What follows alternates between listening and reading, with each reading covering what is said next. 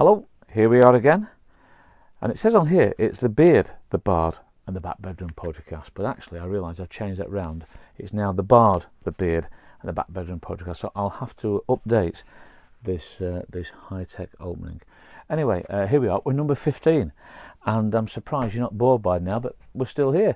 So a couple of new poems today from this book. I did this book a few years ago with my friend Stan Cullymore. Stan Cullymore, he used to be the guitarist in the Housemartins and now a children's writer, and we've done lots of songs and poems together. We did this book called The Top Secret Teacher's Drawer. Great cover by Simon Smith.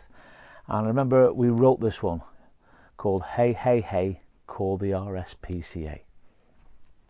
It really is preposterous to keep a pet rhinoceros cooped up in a cupboard in the shed. But it's not as rotten as to keep a hippopotamus squashed and hiding under sister's bed. It's not much of a laugh to keep your pet giraffe downstairs in a cellar dark and hot, and a python in the toilet surely can't enjoy it restricted and constricted in a knot. It really is irrelevant where you leave an elephant, it's bound to make a fuss and cause a stink. Ugh. And it really is bananas to try and breed piranhas, especially when they're in the kitchen sink. Do not leave your panda sitting out on the veranda with a salamander and a stinky skunk. A porpoise will perspire if it's in the tumble dryer, and a porcupine won't help you play kerplunk. Mother's drawer for underwear is not fit for a polar bear. It's not fair to leave it there at all. Don't ever keep an alligator in an old refrigerator or behind a radiator wall. The buffalo with ruffalo, the rubbish you have stuffed below the tiny cupboard underneath the stair, and an angry purple bum baboon, if left inside, your smallest room will leave it worse than Dad when he was there. So hey, hey, hey, call the RSPCA. Hey, hey, hey, call the RSPCA. That's no place to keep a pet. And that turned into a workshop that I've used in many schools, places you shouldn't put pets. But there we are, Stan Cullymore and myself. So I'm going to do some new poems. This is a couple of poems. These are a couple of new poems. One called When My Little Sister Sings, When My Brother Plays His Trumpet. These are the first time I've ever broadcast these poems live.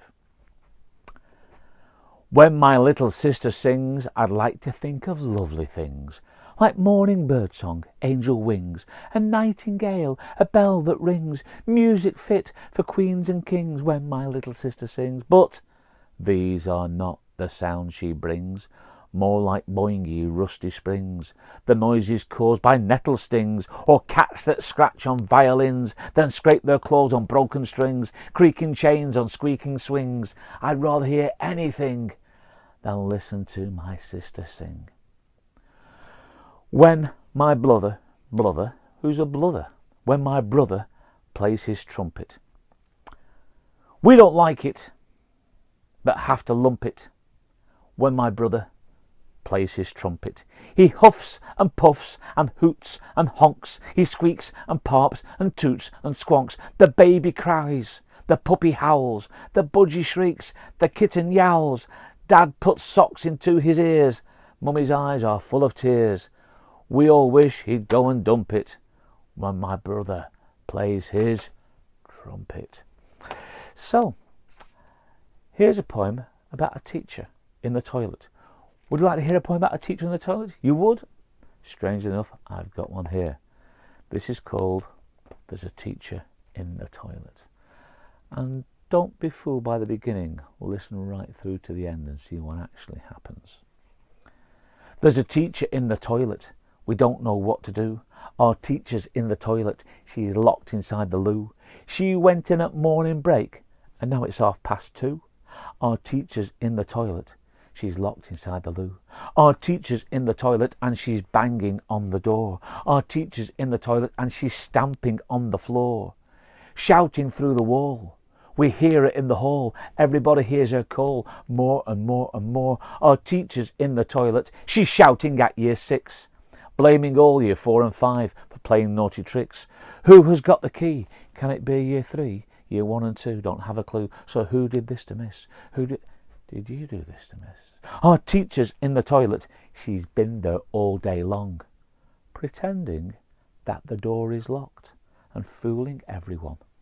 She's got a special key, chocolate cakes and tea, until it's 3:30, and all you kids have gone. Our teacher's in the toilet. It's her secret place to go.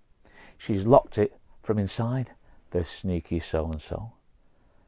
This is what she does.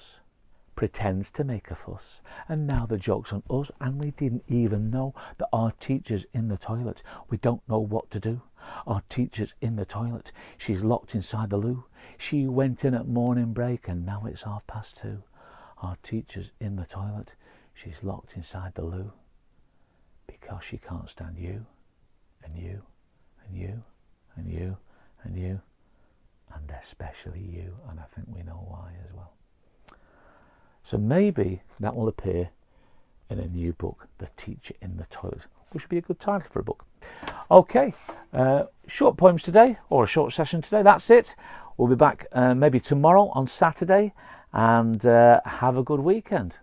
Stay safe, take care, and if you're interested in the books, they're still available on the website and make excellent Easter presents. Cheers now.